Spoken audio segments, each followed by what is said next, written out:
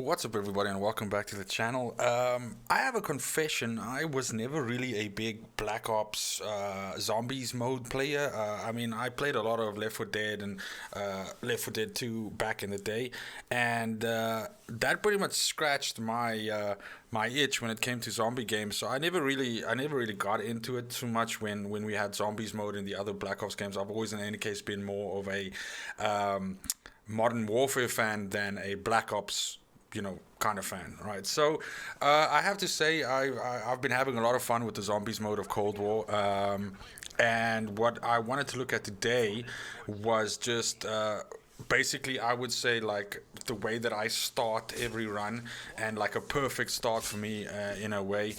And that obviously revolves around coming in with a knife. So what you're going to be doing is you're going to be running these first couple of rounds just like sort of stabbing the zombies with the knife and everything, which is like super easy all the way up until about round 5, that you're not, they move like super slow when you can just sort of kill them. And of course, the reason why you're using the knife, right, is because the knife gives you essentially the same score or value in points as if you were getting a headshot. So yeah, you can do this. So I'm just gonna stop here. You can do this with a gun, of course, and I was doing it at the beginning because I was also using the mode to level some of my guns, right?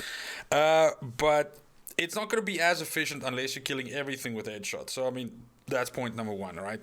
Then so if you go with the knife, you're gonna just maximize your score, and that's gonna be the thing about this is the idea is to end up at about round 9 or 10 with the maximum amount of points that you can have, so you can essentially, in this the strat that I use, that I can just buy my way all the way through to the generator, turn that on, well, turn the power on, and then basically pack a punch my first gun and everything. And I do all of this before I get to the first evacuation round, which is just after round 10, round 10 being the first dog round, right? So as I said, I mean, nothing special to it. Essentially, I'm just using the knife. I'm just stabbing all these motherfuckers. And then what you do have to avoid, one of the power-ups that drops is, of course, the nuke. The nuke gives you a flat 400 score. So what you want to do is you want to avoid the nuke, because you actually get more points by just stabbing the fucking zombies, unless the nuke only kills like 4 zombies. But it basically kills everything. So if you can time it just right and only killing 4, but I mean, that's too much upkeep in any case. So just don't pick up the nuke. But as you can see here, I avoid it now. As you see in the footage here, I mean, the first couple of rounds, this is now round 5 already, so the zombies are still fairly timid, and you can just sort of like wade through them and kind of like just fuck them up with the knife like it's no problem. Obviously, you see I don't actually use any of the lethals or anything like that, so I'm just maximizing the amount of points I can get, so I get that 115 every time. Also at this level, the zombies aren't doing that much damage when they tag you, so it's really not that big of a problem. And then just going through the motions, you're gonna get a bunch of scrap, you're gonna get some high level scrap, and of course when you see a double times or something like that, you want to prioritize picking that up, because that's gonna give you 250 killed let's say score or item or whatever, salvage, I guess is the right term, right? It's going to give you that per kill, and that's going to let you rack up a nice amount of salvage. As you can see, it's round 6 now, and I'm already standing at about 14k, as you can see in the bottom corner over there, at 20 now in round 8. And just one thing to notice is now, of course, at about round 8, the zombies, they start getting a little bit frisky, right? So if you wanna take them, of course the usual strategy with zombies is you wanna lead them on a train, right? That's a little bit more dangerous with a knife, because when they're all clumped up like that, they get a couple of hits in. So just be careful, sort of just duck and weave in between them and pick off the stragglers. But nothing too difficult, especially up until round 10. This is really not that tough, right? Now, as you can see here, there's like a train of them like that, so you're just sort of like backpedaling and just peeling them off one by one. Now what I do in round 9, and that's what I'm doing here, is I'm literally killing all of them except one, right? And that's typical strategy. So I'm leaving one alive now, so I can go through now and go turn on the power and everything like that, and I don't kill him, so that round 10 starts, and then essentially, which is a dog round, and then I don't even have a gun yet, right? Now two things worth mentioning here. So first of all, as you can see, I'm sitting on about 25k now, which is more than enough to get and turn on the power and get your first pack-a-punch and get an ammo mod and buy any of the wall guns that you have here, right?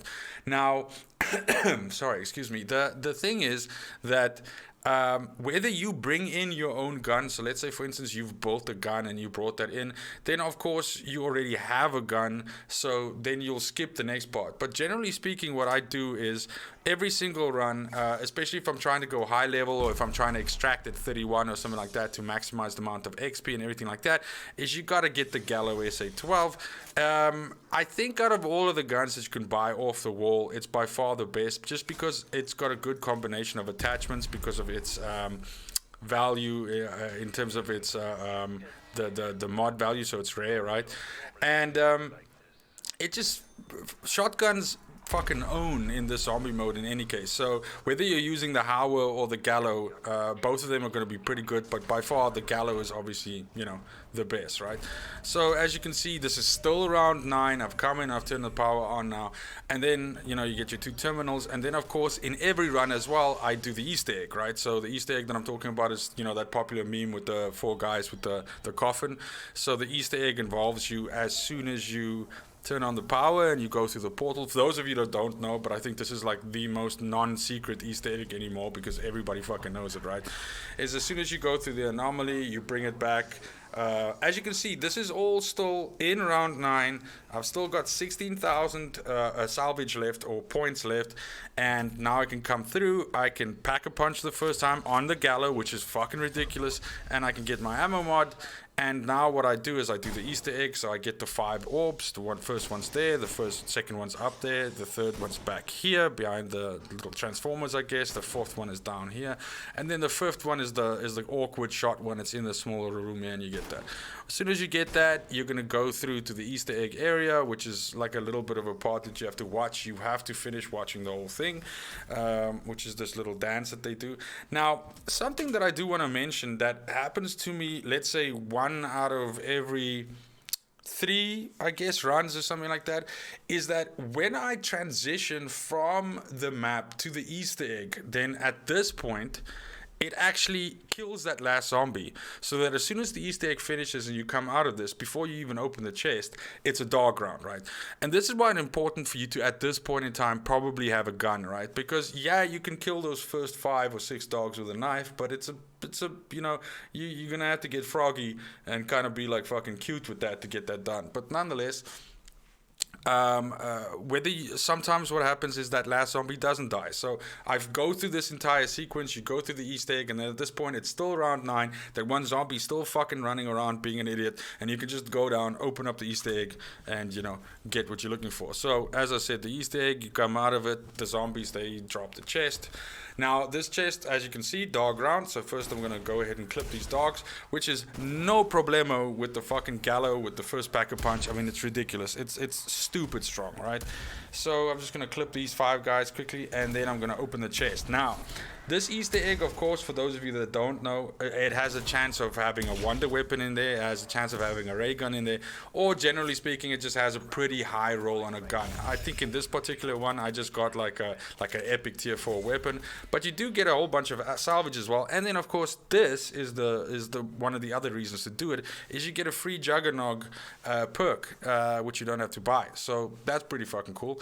And that's it. So this is essentially my same strategy that I use for and I mean, just look how the Gallo tears up that first boss that you fight at you know, level 11. So at this point in time, you're gonna have like no problem extracting with the gun that you have here right now. The Gallo will be able to do the level 11 extraction, no fucking issues. You won't need a kill streak or anything like that. It's gonna take care of it, no problem. Yeah, there we just go. I just really just rip these fucking guys a new one. It's no problem whatsoever, and you get a whole bunch of salvage, everything like that. Pick up the key card, everything like that, if you still want some intel. And what I ended up doing in this particular run is I actually ended up going a little bit further. Actually, I missed the extraction. I was just in front of it, about to pick it up because I was going to extract out of at 11, and then I missed it. So I was like, fuck it, let me just push through. So in those rounds after 11, I managed to pack a punch a second time, which is what you can see here. And as you can see, the Gallo just completely fucking kills him. There's 40 seconds left, and I'm just going to rip through this last stack of fucking zombies, no problem. And we're done and we're dusted, and we can extract. So this is the cookie cutter build that I do, or run that I do, when it comes to every single time that I play zombies. Whether I'm leveling a gun or whether I drop in with the knife, I do it in a similar way. And whether I'm going, extracting at 11 or 16, or going for like a high round of trying to get to 100, or your best, is extracting around 31 to 36, around there, in terms of your maximizing XP and, the crystals. Either which way, this is the way that I do it. And I just thought it would be cool to share that. If for some reason you struggle, or you're looking for a new way to play or something like that, and for some reason you haven't seen this yet, give it a try. It's pretty awesome. And if you're on the fence about trying out zombies, I would definitely give it a shot. It's hella fun.